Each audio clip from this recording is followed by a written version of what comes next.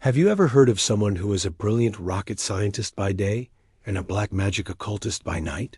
It sounds like the plot of a bizarre movie, but it's the real-life story of Jack Parsons, a man whose life was a cocktail of genius, rebellion, and mystery. Today, we're diving deep into the explosive life of one of history's most contradictory figures. John Whiteside Parsons, or Jack, was born in Los Angeles in 1914. He was a curious and imaginative child, obsessed with science fiction, especially the works of Jules Verne. This fascination wasn't just a phase. It ignited a lifelong passion for space travel. The incredible thing?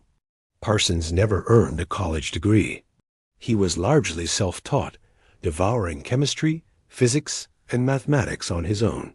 His raw talent was so undeniable that he, along with a few friends, managed to talk his way into the California Institute of Technology, or Caltech.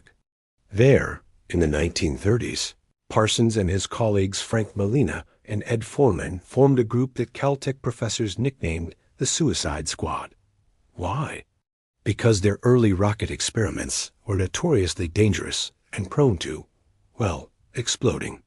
They were a band of rebels, pushing the boundaries of what was considered possible, often with little more than raw enthusiasm and a shoestring budget.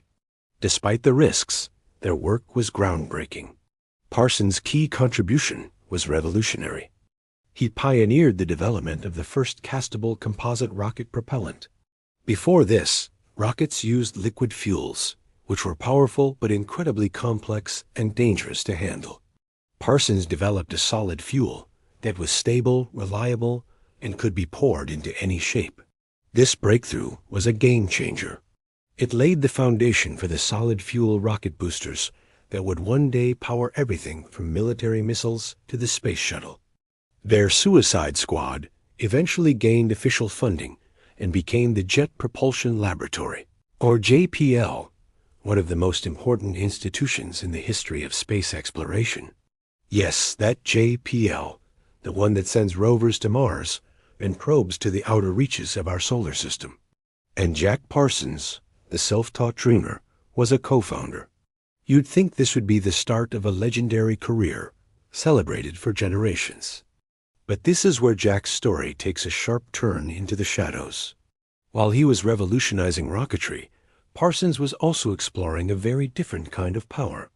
He became fascinated with the occult and joined the Ordo Templi Orientis, or OTO, a secret society led by the infamous English occultist, Aleister Crowley.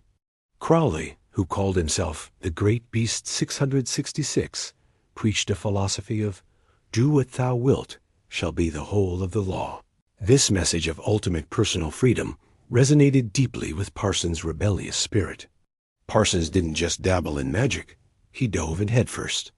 He quickly rose through the ranks of the OTO's Agape Lodge in California, eventually becoming its leader. He turned his Pasadena mansion into a bohemian commune and a temple for occult rituals. It was a place where scientists, artists, and science fiction writers mingled with followers of Crowley's teachings.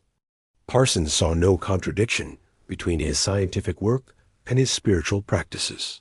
For him, both were quests to understand the hidden forces of the universe and to push beyond the limits of human potential. Things got even stranger with the arrival of L. Ron Hubbard. Yes, the man who would later found Scientology. Hubbard, then a charismatic science fiction writer, moved into Parsons' mansion.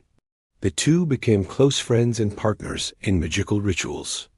Their most infamous collaboration was the Babylon Working, an elaborate series of ceremonies designed to invoke a divine feminine entity, or goddess, into human form. Parsons believed they were on the verge of creating a new age for humanity. Hubbard's role was to be the scribe, channeling the spirit they summoned. But this partnership ended in disaster. Parsons entrusted Hubbard with his life savings, around $20,000, which was a huge sum at the time, to invest in a business venture buying yachts. Instead, Hubbard took the money and sailed away with Parsons' girlfriend, Sarah Northrop. Parsons was left heartbroken and financially ruined. He felt profoundly betrayed, not just by a friend, but by his magical partner. He even tried to use a ritual to summon a typhoon to stop their boat. The bizarre episode ended with Hubbard eventually returning a small fraction of the money after legal threats. By the late 1940s, Parsons' two worlds collided with devastating consequences. His occult activities and unconventional lifestyle were becoming public knowledge. During the McCarthy-era's Red Scare, anyone outside the mainstream was viewed with suspicion. Parsons' security clearance was revoked. He was fired from the very aerospace industry he had helped create. The FBI investigated him, labeling him a sexual pervert and a potential security risk. The pioneer of modern rocketry was now an outcast, barred from the work that defined his life. He tried to make a living doing various jobs, from working in a gas station to providing special effects explosives for Hollywood films, but he never regained his former status. His passion for rocketry remained, but the doors were closed. Then, on June 17, 1952, tragedy struck. An enormous explosion ripped through Parsons' home laboratory. He was found with catastrophic injuries and died shortly after. He was only 37 years old. The official ruling was an accident. That Parsons, an expert in handling explosives, simply dropped a volatile chemical. But many have questioned this. Theories abound. Was it a suicide by a man whose dreams had been crushed? Was it an assassination by someone who feared what he knew? Or was it, as some in the occult community whispered, a magical ritual gone horribly wrong? We will likely never know the truth. Jack Parsons' legacy is one of the most complex and fascinating in modern history. On one hand, he is an unsung hero of the space age. His innovations were fundamental to America's journey to the stars. The aerospace company he co-founded, Aerojet, became a giant in the industry. GL, his Suicide Squad evolved, continues to lead humanity's exploration of the cosmos. Without his work, the timeline of space travel would look very different. On the other hand, he's remembered as a cautionary tale, a brilliant mind lost to the esoteric and the extreme. A man who flew too close to the sun, both literally and metaphorically. But perhaps the most accurate way to see Jack Parsons is as a man who refused to see a boundary between the physical and the spiritual, between science and magic. He believed both were paths to unlocking the universe's greatest secrets.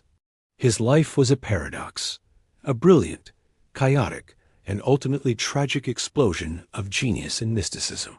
It serves as a powerful reminder that the pioneers who change the world are often the ones who dare to live by their own rules, for better or for worse. What do you think? Was Parsons a misunderstood genius or a man who lost his way? Let me know your thoughts in the comments below. Thanks for joining me on this journey into a truly wild piece of history. If you enjoyed this video, please hit that like button and subscribe for more deep dives into fascinating stories. We'll see you in the next one.